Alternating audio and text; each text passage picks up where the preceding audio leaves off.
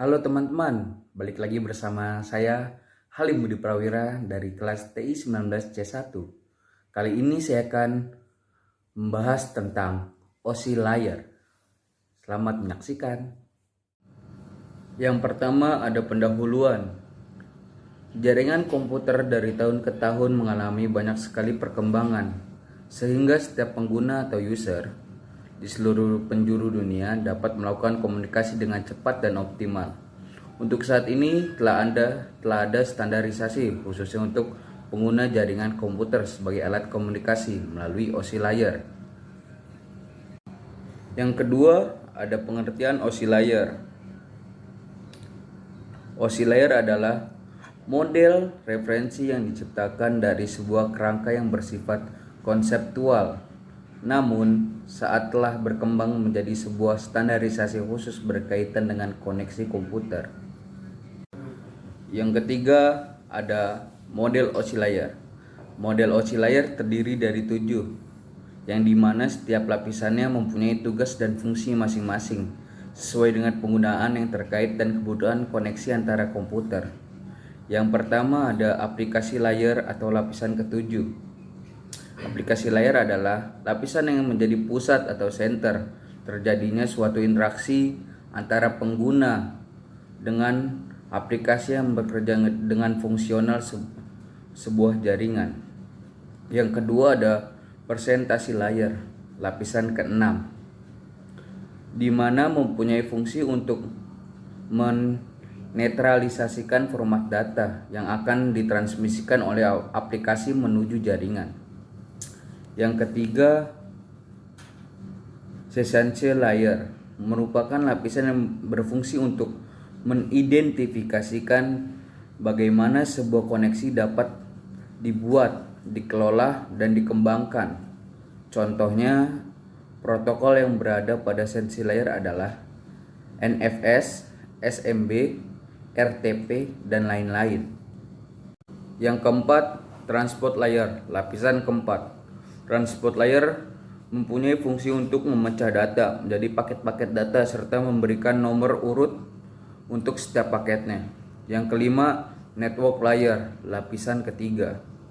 Tugas dari network layer untuk membuat header untuk paket berisi informasi IP, Internet Protocol, baik IP pengirim atau IP tujuan data.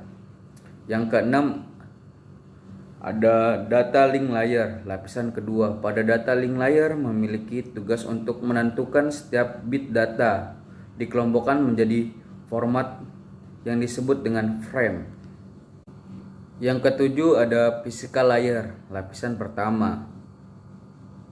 Fungsinya untuk mendefinisikan media transmisi jaringan, sinkronasi bit, metode persinyalan, serta membangun arsitektur jaringan seperti pengkabelan atau topo jaringan. Cara kerja OSI layar. Untuk memahami cara kerja OSI layar dari layar sendiri, Anda dapat membayangkan dengan tahapan dalam mengirim surat agar sampai pada penerima dengan baik dan tepat, maka harus melewati berbagai tahapan pengiriman sesuai dengan prosedur yang telah ditetapkan sebelumnya. Berikut merupakan beberapa penjelasan mengenai cara kerja OSI layar. Yang pertama, layar akan mengirim data yang akan dikirim pengguna kepada perangkat komputer pengirim data. Yang kedua, pada presentasi layar terjadi konversi email menjadi sebuah format jaringan. Yang ketiga, pada sensasi layar akan membentuk sesi perjalanan data sehingga seluruh proses pengiriman data selesai dilaksanakan.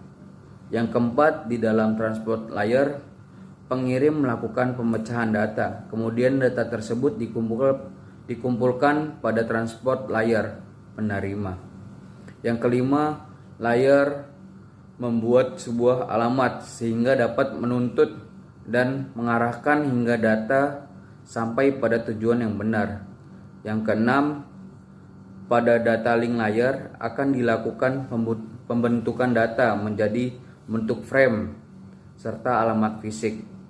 Yang ketujuh, pada lapisan data utama, tepatnya physical layer, data akan dikirim melalui medium atau perantara jaringan menuju lapisan transport penerima. Langkah ke-8 atau yang terakhir, alur jalannya, proses akan berbalik dari physical layer menuju aplikasi layer.